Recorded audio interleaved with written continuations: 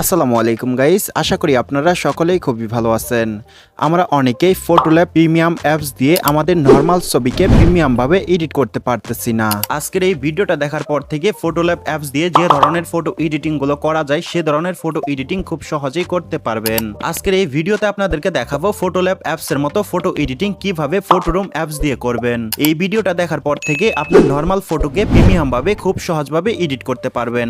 যদি আপনারা এই ভিডিওটা দেখে আপনাদের নর্মাল ফটোকে প্রিমিয়ামভাবে এডিট করতে চান, এই ভিডিওটা আপনাদের সম্পূর্ণ দেখতে হবে। যদি ভিডিওটা স্কিপ করেন তাহলে কিন্তু কিছু বুঝবেন না। চলুন গাইস, মুখের কথা না বাড়িয়ে মূল ভিডিওতে যাওয়া যাক।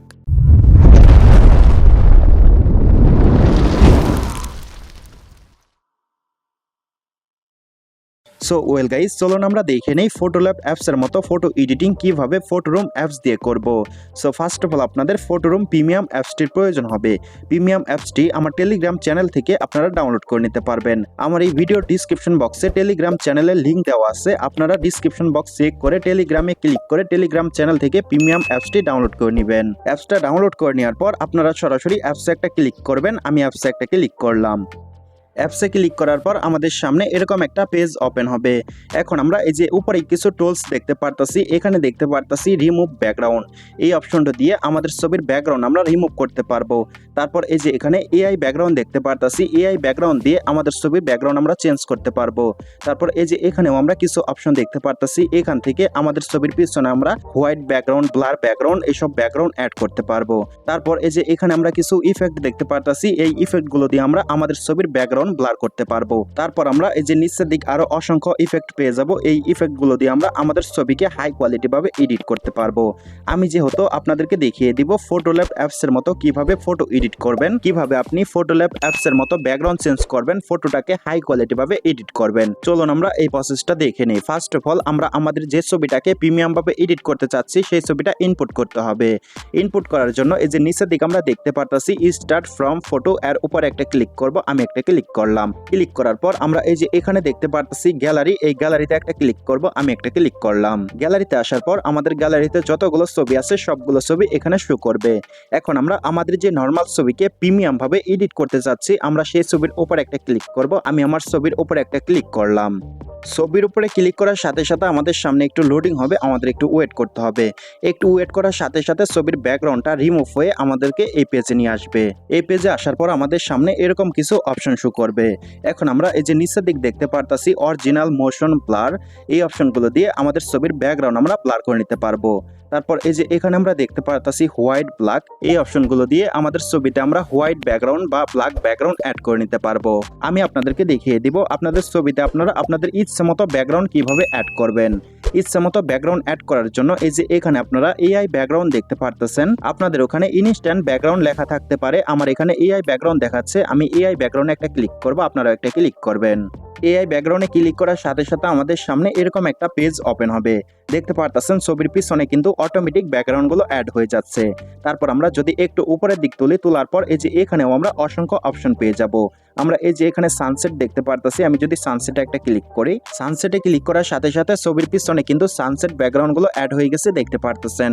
তারপর আমরা এই যে এখানে দেখতে পারতেছি জেনারেট ফর মোর, আমরা এর উপরে যদি একটা ক্লিক করি, আমি একটা ক্লিক করলাম।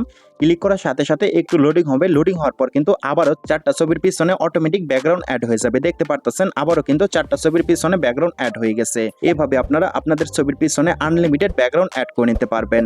এখন আমি এখান থেকে বেরিয়ে আসবো। এখান থেকে বেরিয়ে আসার পর আমরা এখানে আরো অসংখ্য অপশন পেয়ে যাব, এখান থেকে আপনাদের ইচ্ছে মতো ব্যাকগ্রাউন্ড অ্যাড করে নিতে পারবেন। তারপর আমরা একদম উপরে চলে আসবো। উপরে চলে আসার পর এই যে এখানে আমরা দেখতে পারতেছি ক্রিয়েট এ ব্যাকগ্রাউন্ড, আমরা এর উপরে ক্লিক করে কাস্টম ব্যাকগ্রাউন্ড গুলো অ্যাড করতে পারবো। আমাদের ছবির পিছনে আমরা যে ধরনের ব্যাকগ্রাউন্ড গুলো অ্যাড করতে চাচ্ছি সেই ধরনের ব্যাকগ্রাউন্ড অনুযায়ী লিখে, সেই ধরনের ব্যাকগ্রাউন্ডের নাম লিখে আমাদের ছবির পিছনে আমরা সেই ব্যাকগ্রাউন্ড গুলো অ্যাড করতে পারবো। কাস্টম ব্যাকগ্রাউন্ড গুলো অ্যাড করার জন্য ক্রিয়েট এ ব্যাকগ্রাউন্ড এর উপর একটা ক্লিক করব। আমি একটা ক্লিক করলাম। ক্লিক করার সাথে সাথে আমাদের সামনে এরকম একটা পেজ ওপেন হবে। এখন আমরা এই যে উপরে একটা খালি ঘর দেখতে পারতেছি, এখানে একটা ক্লিক করব। এখানে ক্লিক করার সাথে সাথে আমাদের ফোনের কিবোর্ডটা ওপেন হয়ে যাবে। এখন আমরা আমাদের ছবির পিছনে যে ধরনের ব্যাকগ্রাউন্ডগুলো অ্যাড করতে চাচ্ছি, আমরা সেই ধরনের ব্যাকগ্রাউন্ডের নামটা এখানে লিখে দিব। আমি যে ধরনের ব্যাকগ্রাউন্ডটা অ্যাড করতে চাচ্ছি আমি সেই নামটা এখানে লিখে দিতেছি।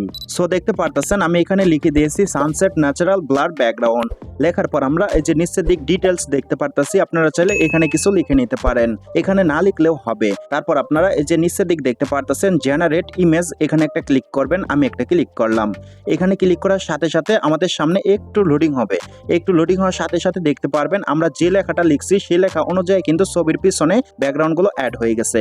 দেখতে পারতেছেন অটোমেটিক কিন্তু আমাদের সামনে 4টা ছবি এডিট হয়ে গেছে। এখানে যে 4টা ব্যাকগ্রাউন্ড অ্যাড করে দিয়েছে, এই 4টা ব্যাকগ্রাউন্ড যদি আপনাদের ভালো না লাগে, আপনারা আরো নতুন করে ব্যাকগ্রাউন্ড অ্যাড করার জন্য এই যে এখানে যে জেনারেট 4 মোড দেখতে পারতাছি, এখানে একটা ক্লিক করব। আমি একটা ক্লিক করলাম।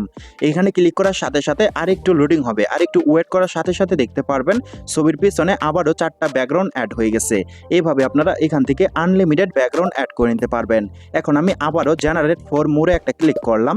ক্লিক করার সাথে সাথে দেখতে পারতেছেন আবারও একটু লোডিং হবে। লোডিং হওয়ার সাথে সাথে কিন্তু আবারও 4টা ব্যাকগ্রাউন্ড অ্যাড হয়ে যাবে। এভাবে আপনি আপনাদের ইচ্ছে মতো লিখে আপনাদের যে ব্যাকগ্রাউন্ডটা ভালো লাগবে আপনারা সেই ব্যাকগ্রাউন্ডটা আপনাদের ছবির পিছনে অ্যাড করে নিতে পারবেন।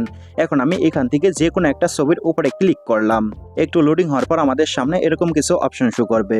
এই যে আমরা এখানে ব্যাকগ্রাউন্ড দেখতে পারবো, এই ব্যাকগ্রাউন্ডে ক্লিক করে এই ব্যাকগ্রাউন্ড আমরা চেঞ্জ করতে পারবো। তারপর এখানে শ্যাডো দেখতে পারতাছি, এই শ্যাডোতে ক্লিক করে আমাদের ছবিতে আমরা শ্যাডো অ্যাড করতে পারবো। তারপর এখানে ক্লিক করে আমাদের ছবিটার সাইজটা আমরা সিলেক্ট করতে পারবো। এখানে টেক্সট দেখতে পারতাছি, টেক্সটে ক্লিক করে আমাদের ছবির উপরে আমরা যে কোনো একটা লেখা অ্যাড করতে পারবো। এভাবে আপনারা আপনাদের নর্মাল ছবির ব্যাকগ্রাউন্ডটা চেঞ্জ করে আপনাদের ইচ্ছা মতো এডিট করে নিতে পারবেন। নেওয়ার পর এই ছবিটা কিভাবে সেভ করবেন চলুন আপনাদেরকে দেখিয়ে দেই। সেভ করার জন্য এই যে নিচের দিকে এক্সপোর্ট দেখতে পারতাছি, এক্সপোর্টে একটা ক্লিক করব। আমি একটা ক্লিক করলাম। এক্সপোর্টে ক্লিক করার সাথে সাথে আমাদেরকে এই পেজে নিয়ে আসবে। এখন আমরা এই যে এখানে সেভ টু গ্যালারি দেখতে পারতাছি, এখানে একটা ক্লিক করব। এখানে ক্লিক করার সাথে সাথে এই ছবিটা সেভ হয়ে আমাদের গ্যালারিতে চলে যাবে। ছবিটা সেভ করে নেওয়ার পর এই ছবিটা রিমিনি অ্যাপস দিয়ে আমরা ইনহ্যান্স করে নিব। ইনহ্যান্স করার সাথে সাথে ছবিটা হাই কোয়ালিটি হয়ে যাবে। এভাবে আপনারা কোনো প্রকার ঝামেলা ছাড়া ফটোল্যাব অ্যাপসের মতো ফটো এডিটিং ফটোরুম অ্যাপস দিয়ে করতে পারবেন। আশা করি গাইস আপনারা সম্পূর্ণ প্রসেসটা বুঝতে পারছেন। আর যদি বুঝতে কোনো জায়গায় কোনো প্রকার সমস্যা হয় এই ভিডিওর কমেন্ট বক্সে জানাবেন, আরো সহজভাবে বোঝানোর জন্য আমি চেষ্টা করব। যাই হোক গাইস আজকের মতো এই পর্যন্ত ছিল। বরাবরের মতো একটা কথা না বললে নাই, আপনারা যদি আমার এই চ্যানেলে নতুন হয়ে থাকেন টেক রিলেটিভ নিউজ পাওয়ার জন্য, যে কোনো ধরনের photo editing and video editing শেখার জন্য এই চ্যানেলের পাশে থাকবেন, চ্যানেলটাকে সাবস্ক্রাইব করে দিবেন। আর এই ভিডিওটা যদি ফেসবুক পেজ থেকে দেখে থাকেন পেজটা ফলো করে দিবেন, ভিডিওটা শেয়ার করে দিবেন। যাই হোক গাইস আজকের মতো আল্লাহ হাফেজ।